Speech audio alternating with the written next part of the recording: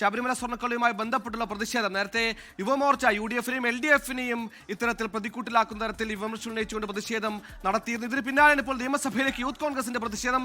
Alex Muhammad ചെയ്തു. Alex, കൈവിട്ടപ്പോൾ police ഈ പറഞ്ഞതുപോലെ കണ്ണീർവാതകം പ്രയോഗിച്ചു. നിരവധി പ്രവർത്തകർക്ക് ശാരീരിക അസ്വസ്ഥത ഉണ്ടായതായി മനസ്സിലാക്കുന്നു. തൽസ്ഥിതി എന്താണ് അലക്സ് അവിടെ? സുഹൈല, തീർച്ചയായും യൂത്ത് കോൺഗ്രസ് ഇന്ന് നിയമസഭയിലേക്കും നടത്തിയ മാർച്ച് പൂർണ്ണമായി അക്രമാസക്തമായി സംഘർഷഭരിതമായി. പോലീസ് നിരവധി തവണ ജലപീരങ്കി പ്രയോഗിച്ചത് കണ്ടതാണ്. ജലപീരങ്കി, അതായത് വരുൺ വാഹനത്തിലെ വെള്ളം മുഴുവൻ തീർന്നതിന് ശേഷം പ്രവർത്തകർ ബാരിക്കേഡ് ഭേദിക്കാനുള്ള കാര്യമായ ശ്രമം നടത്തിക്കൊണ്ടിരുന്നു.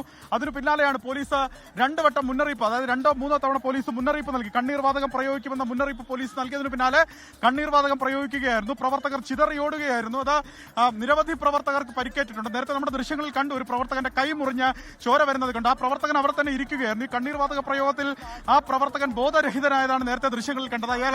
അദ്ദേഹത്തെ ആശുപത്രിയിലേക്ക് മാറ്റി, പോലീസ് വാഹനത്തിൽ തന്നെ ആശുപത്രിയിലേക്ക് മാറ്റുന്നതാണ് ദൃശ്യങ്ങളിലുള്ളത്.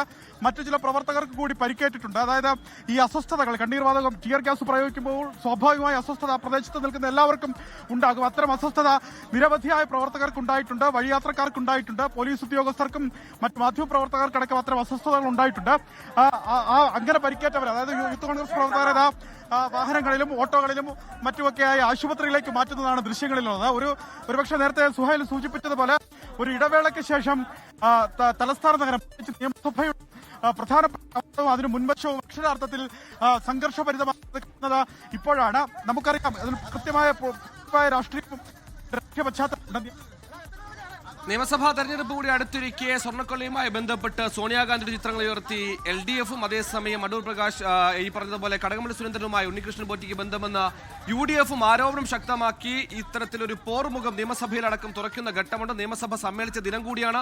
ഈ ദിനത്തിൽ LDF-ഉം UDF-ഉം ഒരേ വിഷയത്തിൽ പരസ്പരം പോരടിക്കുന്നതിനിടെയാണ് പ്രതിഷേധമായി യൂത്ത് കോൺഗ്രസ് ഇപ്പോൾ തലസ്ഥാനത്തേക്ക് എത്തിയിരിക്കുന്നത്. നമ്മൾ ദൃശ്യങ്ങൾ കാണുന്നത് ശാരീരിക അസ്വസ്ഥമുണ്ടായ ഏതൊരു പ്രവർത്തകനെ ഇത്തരത്തിലൊരു ഓട്ടോയിൽ കയറ്റി കൊണ്ടുപോകുന്നതാണ്. സഭ സമ്മേളിച്ച ദിനമായതുകൊണ്ട് തന്നെ മുതിർന്ന നേതാക്കൾ തലസ്ഥാനത്തുണ്ട്. ഇവരെല്ലാം ഇങ്ങോട്ടേക്ക് വരുമോ എന്ന കാര്യം കാത്തിരുന്ന് കാണേണ്ടി വരും. എന്തായാലും നിലവിൽ തൽസ്ഥിതി ഈ പറയുന്ന പോലെ പ്രതിഷേധം അല്പം അഴിവ് വന്നിട്ടുണ്ട്. പക്ഷേ ഇതൊരു പിന്മാറ്റമായി കരുതാനാകില്ല. ഈ അലക്സ് നേരത്തെ പറഞ്ഞതുപോലെ തന്നെ നേരത്തെ ഇത്തരത്തിൽ നിയമസഭയ്ക്ക് മുന്നിലേക്കും സെക്രട്ടറിയിലേക്കും നമ്മൾ പ്രതിഷേധം കണ്ടത് പോലീസ് അട്രോസിറ്റിയുമായി ബന്ധപ്പെട്ട്, പോലീസിന്റെ കസ്റ്റഡി അതിക്രമങ്ങളുമായി ബന്ധപ്പെട്ടാണ്. ആ ഒരു ഇടവേളയ്ക്ക് ശേഷം നിയമസഭാ തെരഞ്ഞെടുപ്പ് നടക്കാൻ മാസങ്ങൾ മാത്രം ബാക്കി നിൽക്കെ ഇതാണ് തെരഞ്ഞെടുപ്പ് വിഷയം എന്നൊരു ഫോക്കസിലേക്ക് കാര്യങ്ങൾ കൊണ്ടുവരുന്നു.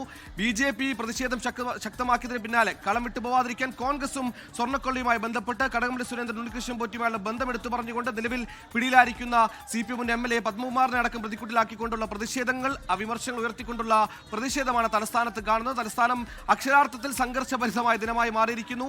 ഇപ്പോൾ ജനീഷ് പ്രവർത്തകരോട് എന്തോ പറയുന്നുണ്ട്, എന്തായിരിക്കും എന്നുള്ള കാര്യം കേൾക്കേണ്ടതുണ്ട്. ഇപ്പോൾ അലക്സ് മുഹമ്മദ് സബൂസൽ ചെയ്യുന്നു. അലക്സ്, ഈ ഒരു കണ്ണീർവാതകം ഒറ്റകൈ പ്രയോഗം എന്ന മട്ടിൽ ചെയ്തതാണ്. നേരത്തെ ഒരുപാട് ജലപീരങ്കി പ്രയോഗിച്ച് അപ്പോഴും പ്രതിഷേധം അടങ്ങിയില്ല. ഈ പറഞ്ഞ ബാരിക്കേഡുകൾ തള്ളിമാറ്റാൻ അവർ ശ്രമിച്ചു. ഒടുക്കം കണ്ണീർവാതകം പ്രയോഗിച്ചതോടെ പ്രതിഷേധത്തിന് തൽസ്ഥിതിയിലാവുമെന്ന് മനസ്സിലാക്കുന്നു. പക്ഷേ സംഘടിച്ചെത്തിയ പ്രവർത്തകർ പിന്മാറിയിട്ടില്ല എന്ന് തന്നെയല്ലേ മനസ്സിലാക്കേണ്ടത്? ഒരു തുടർ പ്രതിഷേധത്തിന് സാധ്യത അവിടെ കാണുന്നില്ലേ?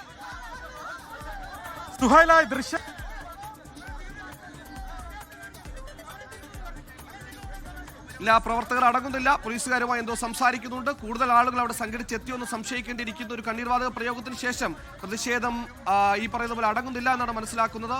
യൂത്ത് കോൺഗ്രസ് സംസ്ഥാന അധ്യക്ഷൻ ജനീഷ് പ്രവർത്തകരോട് എന്തോ അഭ്യർത്ഥിക്കുന്നുണ്ട്. എന്താണെന്ന കാര്യത്തിൽ വ്യക്തതയില്ല. എന്തായാലും ഒരു ഇടവേളയ്ക്ക് ശേഷം വീണ്ടും സംഘർഷഭരിതമാകുന്നു. കണ്ണീർവാതകം, ജലപ്രയോഗം, ഇനി ഇത്തരത്തിൽ ലാത്തിചാർജ് മാത്രം നടക്കാൻ ബാക്കിയുള്ള. എന്തായാലും പരമാവധി വലിയ സംഘർഷഭരിതമായ അവസ്ഥയിലേക്ക് തലസ്ഥാനം മാറുന്നു.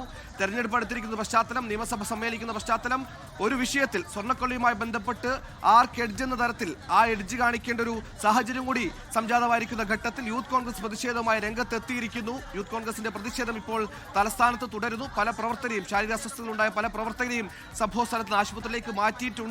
ഉന്നത നേതാക്കളടക്കം സ്ഥലത്തേക്ക് എത്തുന്നതായി മനസ്സിലാക്കുന്നു. ലോകത്തെവിടെയായാലും ഏത് സമയത്തും 24 വാർത്തകളും ഓഗ്മെന്റഡ് റിയാലിറ്റി പാക്കേജുകളും എക്സ്പ്ലെയിനറുകളും വിശദമായി കാണാൻ ഞങ്ങളുടെ YouTube ചാനൽ നിങ്ങൾക്ക് സബ്സ്ക്രൈബ് ചെയ്യാം.